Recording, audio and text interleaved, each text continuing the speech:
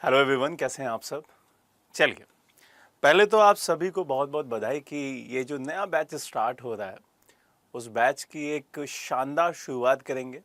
और उस शानदार शुरुआत में आप सभी को मैं कुछ बातें बताऊंगा, क्योंकि ज़िंदगी में बहुत सारी चीज़ें ऐसी होती हैं कि जो हर किसी को पता होती हैं, बस उस पर हम अमल नहीं करते हैं, हम उसको फॉलो नहीं करते हैं। तो एक सबसे इम्पॉर्टेंट बात यह है कि अगर सफलता लेनी है लाइफ में तो हमें बहुत सारी चीज़ों को दूर भी करना होगा और बहुत सारी चीज़ों को सीखना भी होगा। तो पहले तो ये चीज़ ध्यान रखेंगे कि हमें बहुत कुछ सीखना है।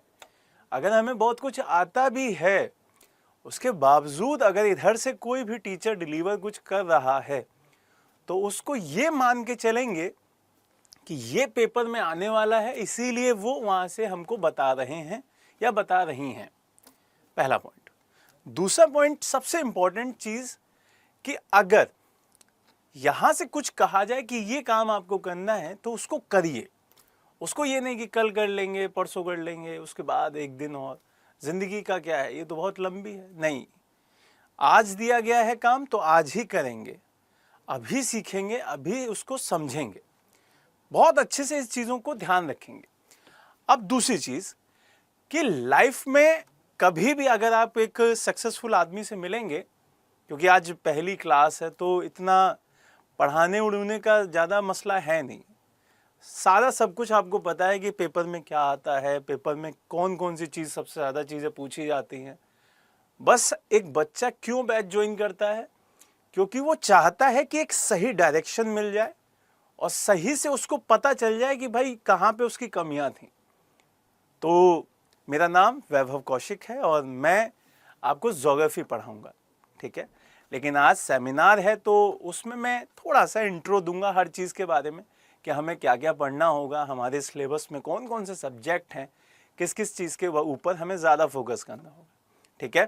तो बढ़िया से आज शुरुआत करेंगे और इतनी बेहतरीन शुरुआत करेंगे कि फिर कभी दोबारा शुरुआत ना करनी पड़े, फिर मंजिल हमारे पास हो और हम एक शानदार तरीके से वहाँ पे खुशी के साथ ये कह पाएँ कि हाँ देखिए, अब हमारी तैयारी अब बढ़िया है, अब हम पेपर दे रहे हैं और सेलेक्ट भी होंगे। Got it.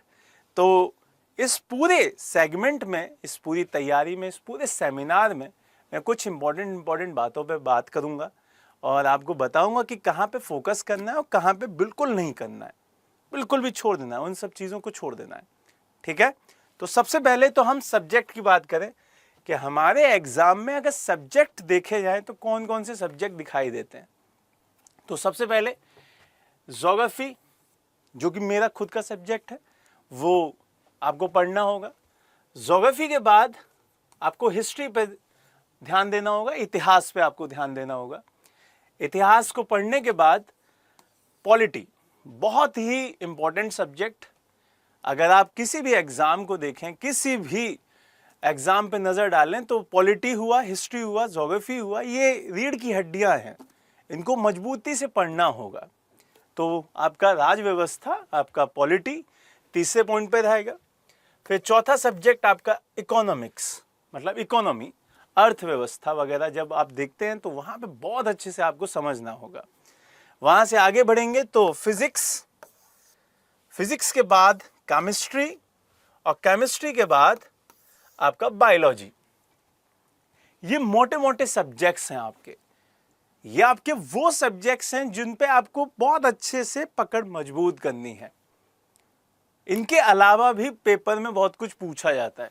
अब आप कहेंगे सर इनके अलावा क्या पूछा जाता है, तो इनके अलावा आपसे पूछा जाएगा करंट अफेयर्स, और क्या पूछा जाता है, और पूछा जाएगा स्टैटिक जीके। ये काफी बच्चों को परेशान करता है कि भाई स्टैटिक जीके किस तरीके से किया जाए। तो स्टैटिक जीके और करंट अफेयर्स हमारी टीम कराएगी आपको। एक एक पॉइंट पे, बारीक बारीक पॉइंट पे बात करेंगे हम लोग, आपको मजबूती से सिखाएंगे। करंट अफेयर्स आपको पूरा का पूरा हमारी टीम प्रोवाइड कराएगी, स्टैटिक जीके हम लोग कराएंगे। बाकी का ये सारे सब्जेक्ट जो आपके मेन सब्जेक्ट्स हैं, इन पे भी हमारे एक बेहतरीन टीम के द्वारा आपको ये सब कुछ पढ़ाया जाएगा। ज्योग्राफी मैं खुद पढ़ाऊंगा, हिस्ट्री विकास सर पढ़ाएंगे, पॉलिटी रामेंद्र सर पढ़ाएंगे, इकोनॉमी आपको दीपा मैम पढ़ाएंगी, फिजिक्स आपको पांडे सर पढ़ाएंगे, केमिस्ट्री भी पांडे सर ही देखेंगे आपका, और बायो आपकी रश्मि मैम देखेंगी। ये सेगमेंट आपका बहुत इंपॉर्टेंट है, ये बहुत ज़रूरी है, इसको बहुत अच्छे से पढ़ेंगे। तो यहां से अगर हम अपने सब्जेक्ट्स के सिलेबस की बात की जाए, उनके ऊपर थोड़ी थोड़ी नज़र डालें, क्योंकि आज सेमिनार है तो वो ज़रूरी है कि आज ही हम सारा पूरा जो सिलेबस है उस पर हम बात कर लें। बाकी जब आपकी सब्जेक्ट्स की क्लास होगी तो आपके टीचर्स आपको पूरा बताएंगे, बहुत अच्छे से समझाएंगे, लेकिन मोटा मोटा आज हम इस पूरे पे नज़र डालेंगे। सबसे पहले अगर बात की जाए आपके फिजिक्स की, भौतिक विज्ञान की, तो भौतिक विज्ञान आपका बहुत इंपॉर्टेंट है। जैसे कि ऑप्टिक्स वहां से आपका इंपॉर्टेंट टॉपिक है, ये पूछा जाता है वहां से। यूनिट्स आपका बहुत इंपॉर्टेंट टॉपिक है, ये पूछा जाता है आपका। मोशंस पूछे जाते हैं आपके, ये दोनों टॉपिक बहुत इंपॉर्टेंट है। यहां से आप आगे बढ़ेंगे तो फोर्स का टॉपिक है, यहां से और चीजें देखेंगे तो आपका ग्रेविटेशन जो दिखाई देता है, जिसमें आपको लिफ्ट के केसेस, ये सब कुछ पढ़ने होते हैं। पोल्स पे क्या ग्रेविटेशन लगती है, ये सब पढ़ने होते हैं। ये सारी चीजें बहुत इंपॉर्टेंट हैं, यहां से आपको इन चीजों पे ध्यान देना होगा। जब आपको पांडे से पढ़ाएंगे तो बहुत अच्छे से बताते चलेंगे। फिर यहां से आपकी properties of matters, heat, thermodynamics, electricity, wave and sound, work, energy and power, इन सब पे बढ़िया से आपको क्वेश्चंस भी लगवाएंगे। और PYQs में क्या क्या आया था उसका रेफरेंस लेते हुए आपके चारों तरफ के डायमेंशंस को भी पूरा किया जाएगा। यहां से आगे बढ़ेंगे तो आपको क्या सिलेबस में दिख रहा होगा, केमिस्ट्री। केमिस्ट्री का बहुत ही बढ़िया सेगमेंट है, आप कम पढ़िए और नंबर ज्यादा लेके आइए। क्यों? क्योंकि यहां पे आपको पता है कि मैटर्स और उसके नेचर्स के बारे में बात की जाती है, एटॉमिक स्ट्रक्चर्स के बारे में बात की जाती है, पीटी के बारे में बात की जाती है, मतलब जो पीरियोडिक टेबल है उसके बारे में। वहां से पूछा जाएगा कि हाइड्रोजन बताओ कहाँ पे दिखता है, फिर ये सारी चीजें पूछा जाएगा कि आइडियल गैसेस, नोबल गैसेस कौन सी होती हैं, आपसे पूछा जाएगा। सर आपको बढ़िया से समझाएंगे कि भाई नोबल गैसेस इस टेबल में यहाँ पे दिखाई देती हैं, ये सब बताया जाएगा। इंपॉर्टेंट सेगमेंट आपका एक ये भी है, एसिड, बेस और साल्ट, अम्लीय, क्षारीय और लवणीय, ये क्या क्या सेगमेंट होता है ये भी बताया जाएगा। यहां से कार्बन और उसके कंपोनेंट, जिसमें आप डायमंड वगैरह देखते हैं, ग्रेफाइट वगैरह देखते हैं, ये सब कुछ वहां पे बताया जाएगा। यहां से केमिस्ट्री इन एवरीडे लाइफ, कि जो हमारी केमिस्ट्री है वो हमारे दैनिक जीवन में किस तरीके से इंप्लीमेंट होती है, वो हमें पता भी नहीं चलता कि भाई बुलबुले बन गए सरफेस टेंशन की वजह से, हमें पता नहीं चला कि हमने पानी उछाला, सर्फ घुला हुआ था और बन गए बुलबुले, हम खेल रहे हैं टपाटप टपाटप। वो चीजें क्यों हो कि हमें पता ही नहीं है कि हमारी स्टडी हमारी लाइफ में भी है। तो यही चीज आपको बतानी है और साइंस ये करता है कि साइंस बताएगा कि हाँ भाई ये जो हो रहा है ये आपकी लाइफ में भी इंप्लीमेंट होता है। यहां से मेटल और non metal most important topic है आपका। यहां से आप PYQs वगैरह जब देखेंगे तो ये क्वेश्चन आते हैं। फिर रेडियो एक्टिविटी, जिसको हम हिंदी में रेडियो धर्मिता कहा जाता है। और लास्ट में आपको दिखाई दे रहा होगा मिसलेनियस, विविध। मिसलेनियस का मतलब ये नहीं है कि कोई टॉपिक है, ये मिसलेनियस का मतलब होता है कि इन सेगमेंट के अलावा जो कुछ भी एग्जाम में किसी भी फेज में पूछा गया है वो हम यहां पे आपको पढ़ा देंगे। तो ये सेगमेंट भी जब आपको सर कराएं तो आप क्लासेस बिल्कुल मिस मत कीजिएगा, उसको पढ़िएगा, ठीक है। यहां से अगले सेगमेंट पे चलें तो अगला सेगमेंट आपका बायोलॉजी दिखाई देता है। इंपॉर्टेंट सब्जेक्ट है, साइंस का एक बहुत इंपॉर्टेंट सब्जेक्ट है बायोलॉजी।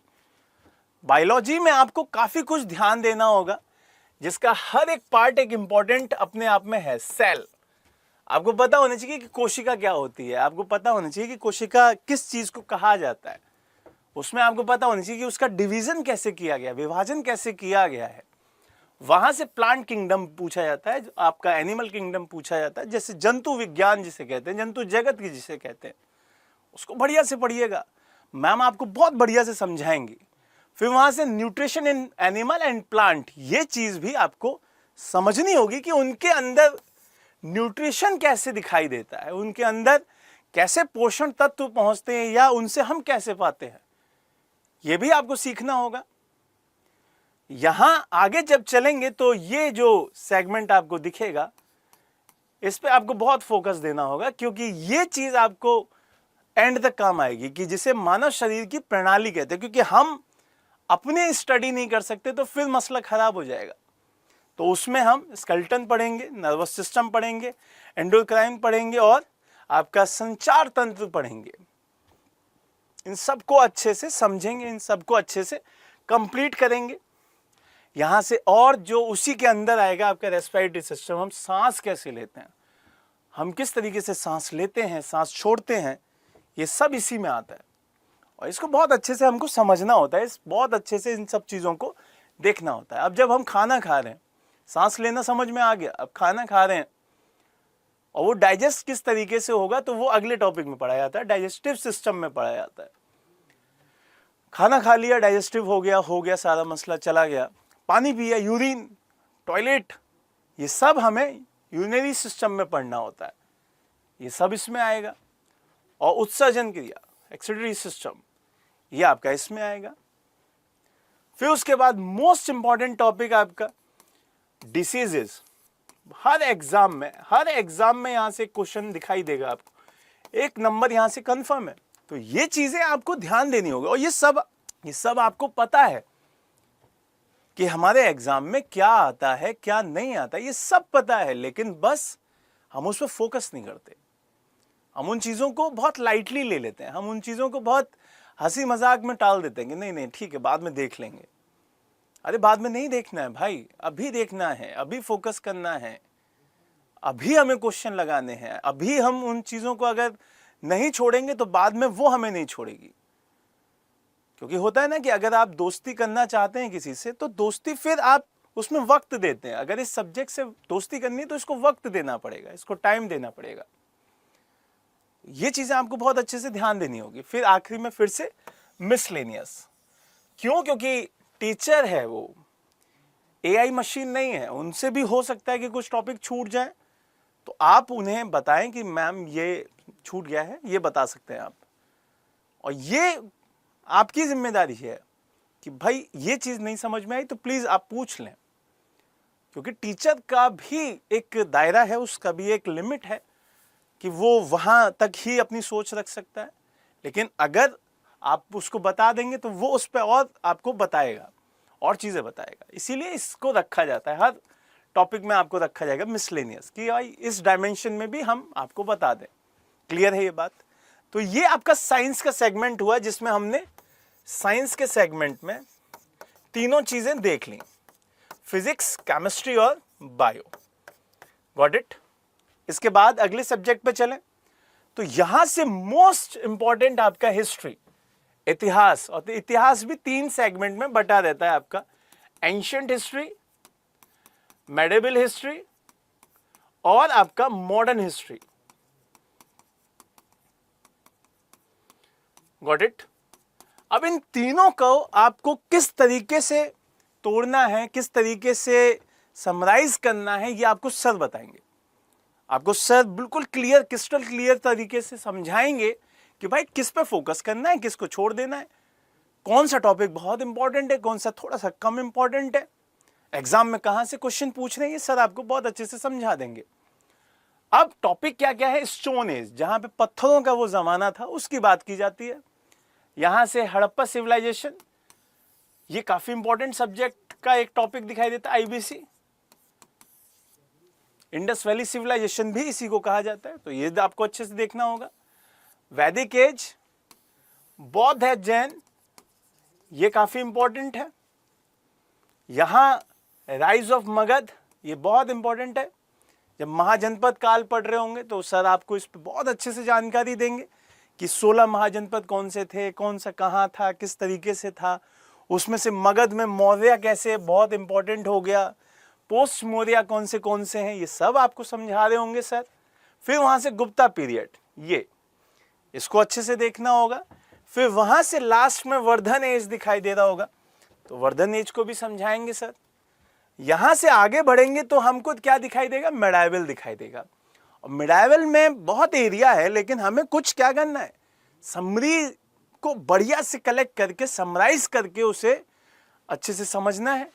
तो मिडाइवल में मध्य भारत के जो हम इतिहास को पढ़ते हैं तो मुस्लिम का क्या करते हैं, इन्वेजन देखते हैं, मुस्लिमों का आक्रमण देखते हैं कि उन्होंने किस तरीके से यहाँ पे आक्रमण किया और फिर बाद में अपनी सत्ता को कायम किया।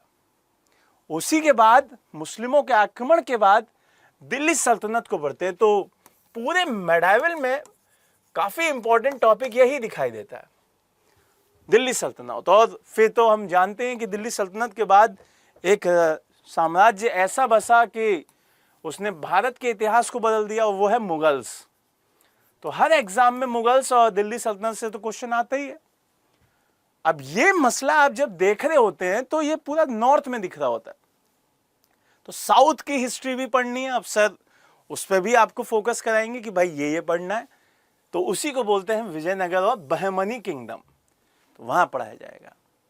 अब मुगल्स के बारे में जब पढ़ रहे हैं और छत्रपति महाराज के बारे में ना पढ़ा जाए तो फिर पढ़ाई अधूरी है, और उसी को बताया जाएगा मराठा में।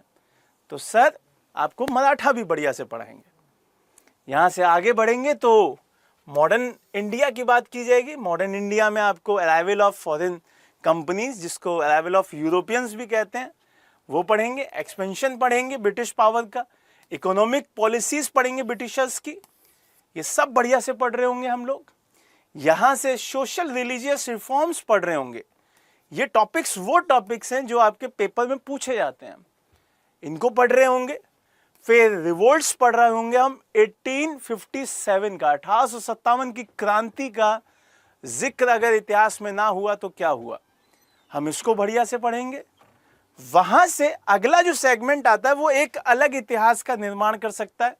तो बहुत सारी किताबों में हम इसे अलग भी पढ़ते हैं, और इसका नाम है भारत का राष्ट्रीय आंदोलन, नेशनल मूवमेंट ऑफ इंडिया। हम इसको पढ़ते हैं, और सर इस पर बहुत अच्छे से आपको पूरी क्लासेस दे रहे होंगे।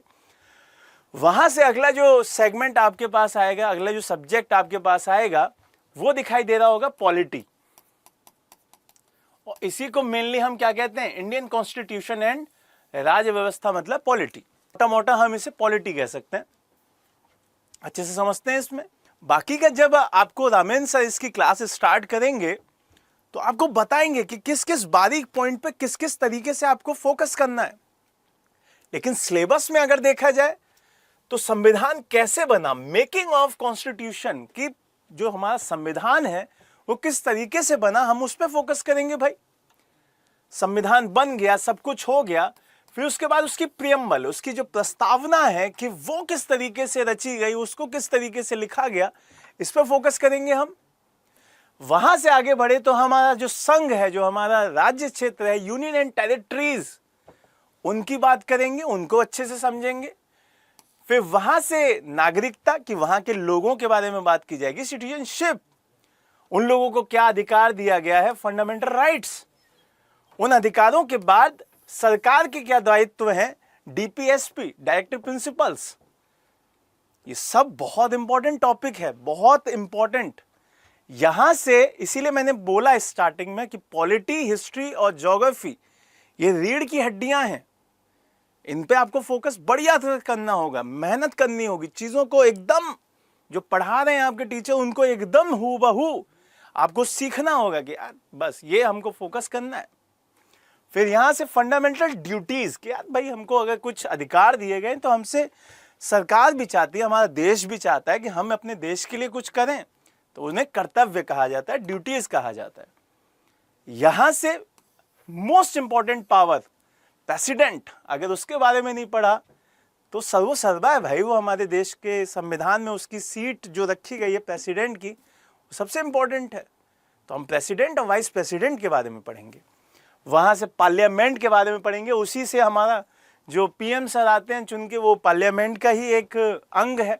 लोकसभा, राज्यसभा और प्रेसिडेंट, उन्हीं में से लोकसभा से आते हैं चुन के। तो अभी तो वहीं से आए हुए, पहले राज्यसभा से थे। ये सब भी पढ़ना होगा। यहां से फिर constitutional body, non constitutional body, ये क्या होती हैं, इनके बारे में भी आपको पढ़ना होगा कि भाई संविधान में जिनका जिक्र है उनको कॉन्स्टिट्यूशनल कहते हैं, जिनके साथ बारे में लिखा है, आर्टिकल लिखे, कॉन्स्टिट्यूशनल है। सर इस पर बताएंगे कि देखो ये बॉडी जो होती है वो कॉन्स्टिट्यूशनल है, यूपीएससी कॉन्स्टिट्यूशनल है, इलेक्शन कमीशन कॉन्स्टिट्यूशनल है, ये सब बताएंगे।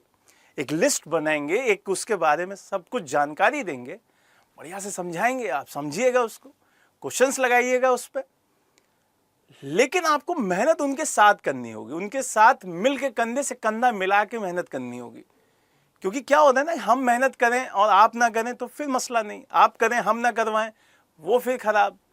दोनों को कंधे से कंधा मिला के ही चीजें अच्छे से करनी होंगी, ठीक है।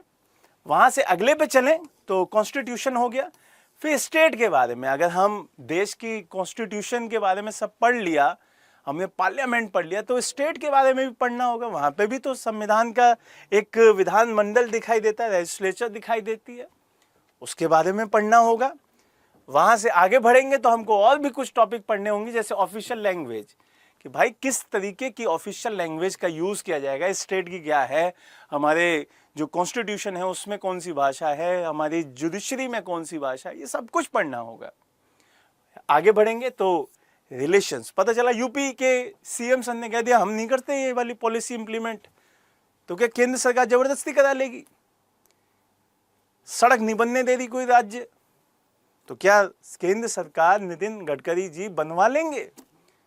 क्या पावर है क्या नहीं है, ये सब कुछ बताया जाएगा, तभी तो सीखेंगे आप लोग। और वो कौन सिखाएंगे? वो आपको पॉलिटी वाले सर सिखाएंगे। वहां से आगे बढ़ेंगे तो जुडिशरी सिस्टम, कि भाई अगर कोई गलत काम कर रहा है, अगर कोई संविधान का बहुत ही बेकार तरीके से पालन नहीं करने दे रहा है, बदतमीजी कर रहा है, कॉन्स्टिट्यूशन का फेलियर होने का कारण बन रहा है, तो उस पर कौन एक्शन लेगा? फिर जुडिशरी लेगी। आपने देखा भी होगा कि बहुत सारे ऐसे जजमेंट आते हैं कि आपको लगता है अरे वाह क्या बढ़िया डिसीजन लिया सरकार ने, मतलब कोर्ट ने। ये चीज किसके काम में है? जुडिशरी के काम में। यहां से आगे बढ़ेंगे इमरजेंसी। बाई चांस कोई ऐसी आपदा आ जाए देश पे कि बाहरी आक्रमण हो गया या कोई अंतः कलेश हो गई, या इमरजेंसी इस तरीके से लगाई गई कि फाइनेंस ही नहीं बचा देश के पास, तो फिर 352, 356, 360 ये क्या क्या है, ये आपको अच्छे से कौन बताएगा? आपकी फैकल्टी बताएगी, आपके सर बताएंगे कि भाई इसमें ये होता है बेटा, इसमें ये होता है, इसमें ये होता है, इसके ये रूल्स हैं, तो वहां अच्छे से पढ़िएगा आप।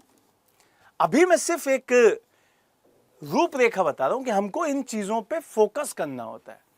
यहां से आगे बढ़ेंगे तो अमेंडमेंट्स, कि अगर हमें लग रहा है कि हमारी कोई सोच बहुत पुरानी हो गई है, हमारी कोई ऐसी बात जो बहुत पुरानी हो गई है, अब उसे ज़माने में उतनी वैल्यू नहीं देनी चाहिए, तो इसीलिए अमेंडमेंट होते हैं। जैसे हम लोग क्या करते हैं, घर में भी अगर कोई सोफ़ा होता है पुराना तो उसको चेंज करते हैं ना, उसकी जगह को चेंज करते हैं, उसकी जगह कुछ और नया लेके आते हैं कि नहीं अब इसकी ज़रूरत है, इसको रखा जाए। वैसे अगर कॉन्स्टिट्यूशन में कोई चीज़ अगर वैल्यूएबल नहीं है, वो फ़ायदा दे ही नहीं रही आदमी को, हमारे देश को, हमारी सरकार को, यहाँ के नागरिकों को, तो उसका क्या मतलब है? उसको चेंज किया जाएगा, और वही किया जाता है किससे? अमेंडमेंट से। तो ये चीज़ आपको ध्यान रखनी होगी। फिर लोकल गवर्नमेंट्स, जो आपको क्या मिलती है, जो स्थानीय सरकार होती हैं, उनके बारे में, इनके बारे में भी देखेंगे, इनके बारे में भी पढ़ेंगे कि लोकल गवर्नमेंट्स, पंचायत वगैरह क्या होती हैं। गाँव में चुनाव जब देखे होंगे प्रधानी के, आपको अलग ही स्वैग आता होगा, अरे बाप रे बाप, यही होती है सबसे बड़ी पोस्ट, यही है प्रधानी। आपने देखा होगा ना, प्रधानी का चुनाव सबसे बड़ा चुनाव होता है अगर देखा जाए तो, क्योंकि वहाँ शाख आपकी बहुत दाव पे लगी होती है कि नहीं अगर ये हार गए तो गांव में फिर मूछें डाउन हो जाएंगी, मूछों को ताव देना है ना प्रधान जी को, वो यही चल रहा होता है। और आखिरी में मिसलेनियस, जो कुछ भी बचेगा या जो कुछ भी ऐसा लगेगा सर को कि ये देखा जाए, तो वो मिसलेनियस में देखेंगे। क्लियर है ये बात? फिर यहाँ से आगे चलेंगे तो इकोनॉमी की बात की जाएगी, इकोनॉमिक्स की बात की जाएगी। यहाँ पे हम अर्थव्यवस्था में उसका इंट्रोडक्शन कि भाई किस तरीके से होता है, क्या होता है, फिजिकल पॉलिसीज देखेंगे, बजट देखेंगे, कि किस तरीके से भारत सरकार बजट लेके आती है, किस तरीके से राज्य सरकार बजट लेके आती है, ये सब कुछ नेशनल इनकम के बारे में देखेंगे, इन्फ्लेशन के बारे में देखेंगे, फाइनेंशियल मार्केट के बारे में देखेंगे, टैक्स किस तरीके से बनते हैं उनके बारे में देखेंगे कि भाई टैक्स कौन कौन से होते हैं, इनके टाइप्स देख रहे होंगे कि ये डायरेक्ट टैक्स है या इनडायरेक्ट टैक्स है, तो ये सब देखा जाएगा। डिमांड सप्लाई देखी जाएगी कि भाई मार्केट में कितनी डिमांड है और कितनी सप्लाई है, ये सब कुछ यहाँ देखा जाएगा। ट्रेड, व्यापार, कितना व्यापार हमारा विदेशों से हो रहा है, कितना हमारा एक स्टेट से दूसरे स्टेट में हो रहा है, कितना स्टेट से यूटी में हो रहा है, ये सब कुछ इसमें देखा जाता है। इंटरनेशनल इंस्टीट्यूट्स, जो अंतर्राष्ट्रीय संस्थाएं हैं उनके बारे में कि भाई हमारे देश के साथ कौन कौन सी संस्थाएं यहाँ पे काम कर रही हैं, उसके बारे में देखेंगे। और 5 ईयर प्लान सबसे पहला टॉपिक है, ये इकोनॉमी का पहला ही चैप्टर है। योजना आयोग के तहत जब चलता था पंचवर्षीय योजना, सबसे पहला है। और यहाँ से क्वेश्चन आज भी आता है, आज भी यहाँ से क्वेश्चन आता है कि किस मॉडल पे लिया गया है, उसमें कौन सा काम था। 12 की 12 योजनाएं आपको एकदम कंठस्थ होनी चाहिए, आपको एकदम यहाँ पे टंग पे एकदम होनी चाहिए कि भाई सर यहाँ से ये था, इससे ये मॉडल था, यहाँ पे ये काम किया गया था। क्लियर है ये बात? तो यहाँ आपको चीजें अच्छे से रखनी होंगी। फिर बेरोजगारी और गरीबी, जिसके लिए हम लोग तैयारी कर रहे हैं, उसको दूर करने के लिए कि भाई हम गरीब हो सकता है पैदा हुए हों, लेकिन हम मरेंगे नहीं गरीब। हम दिमाग से बहुत मजबूत हैं तो हम उसको, गरीबी को दूर करेंगे। बेरोजगार हो सकता है अभी हैं, लेकिन हम आगे नहीं रहेंगे क्योंकि हम पढ़ेंगे, मेहनत करेंगे, तो उसको दूर करेंगे। भारत सरकार की इंपॉर्टेंट स्कीम्स, बहुत इंपॉर्टेंट, कि हो सकता है कि कोई सरकार ने योजना बनाई हो आपके लिए, एमएसएमईज के लिए बहुत सारी योजनाएं बनाते हैं, उनको पढ़ना होगा, उनको अच्छे से समझना होगा। कॉस्ट, लागत, ये सब कुछ मैम आपको बहुत अच्छे से समझा रही होंगी। बाजार में जितनी भी प्रतिस्पर्धाएं हैं, कॉम्पिटिटिवनेस है, वहाँ पे वो बताई जाएगी।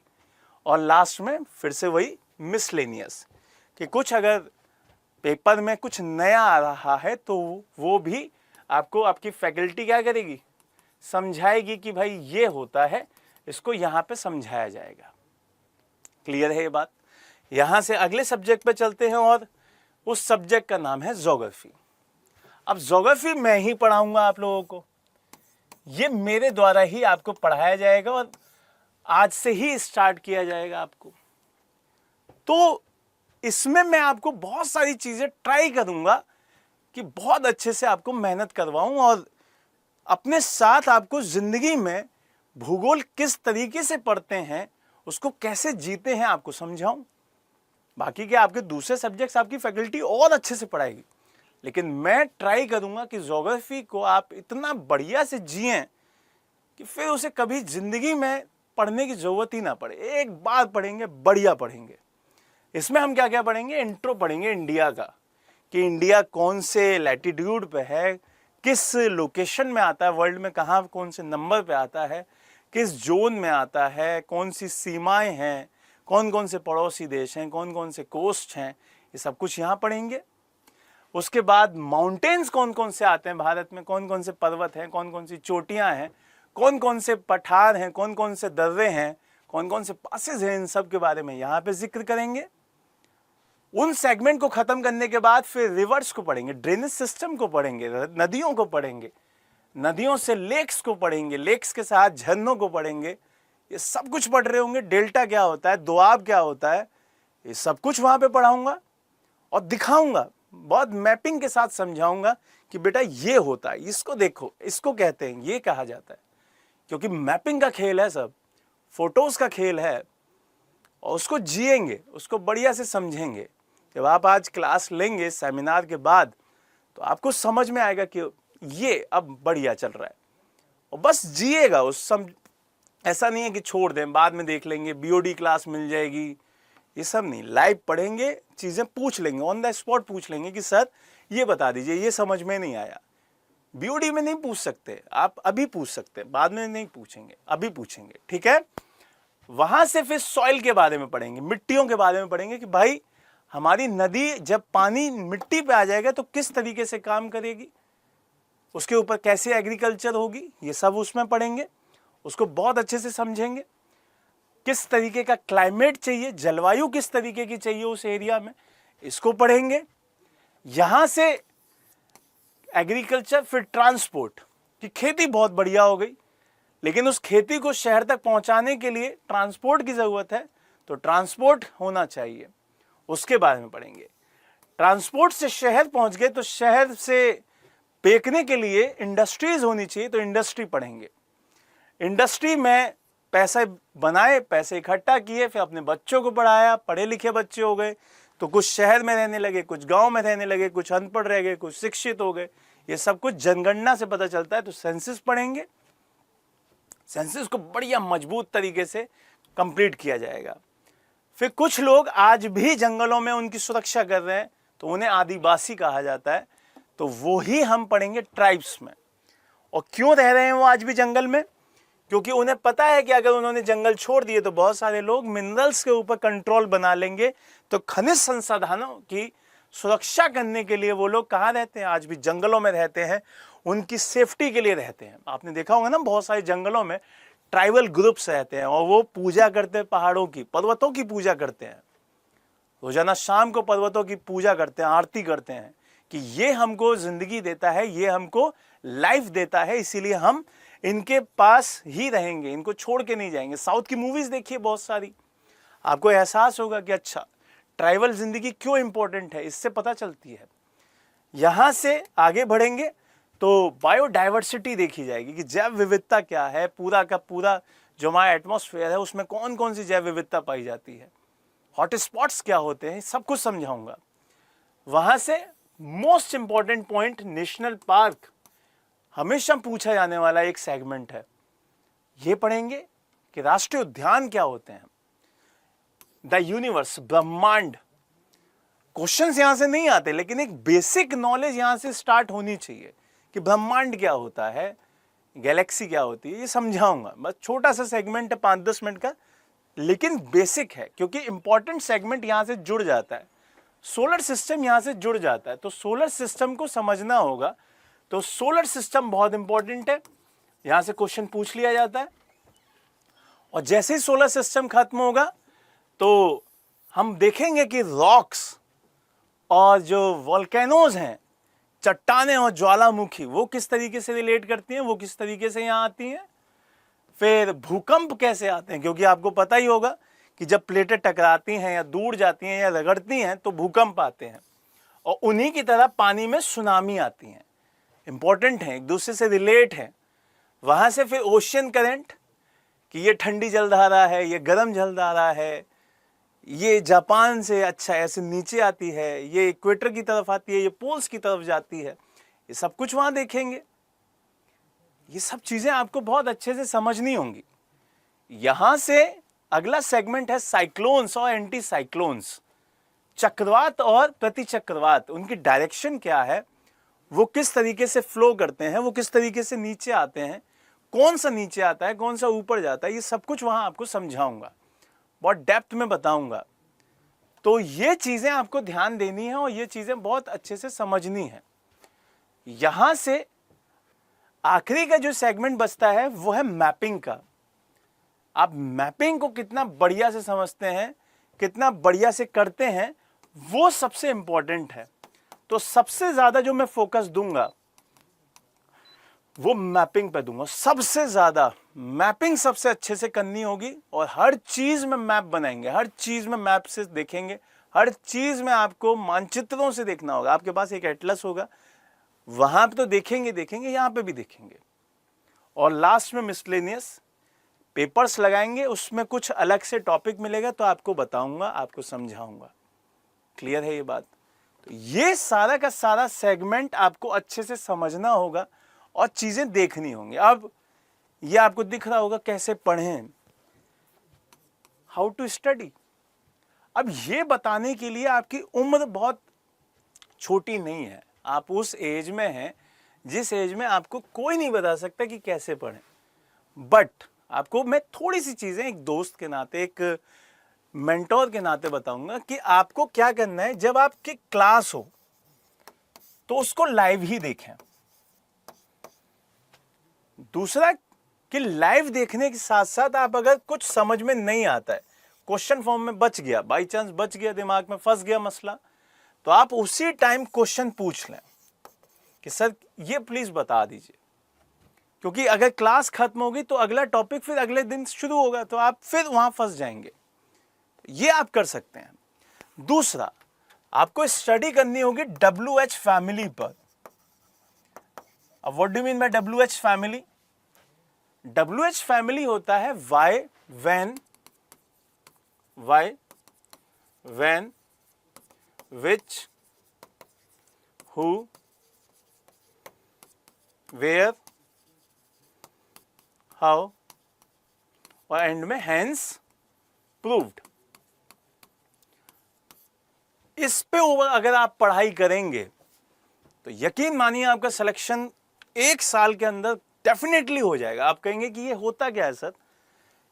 आप कोई क्वेश्चन है, कोई भी किसी भी सब्जेक्ट का, आप उसका क्या कीजिए, कब, क्यों, कहां, कैसे, किसके लिए, किसके द्वारा किया गया।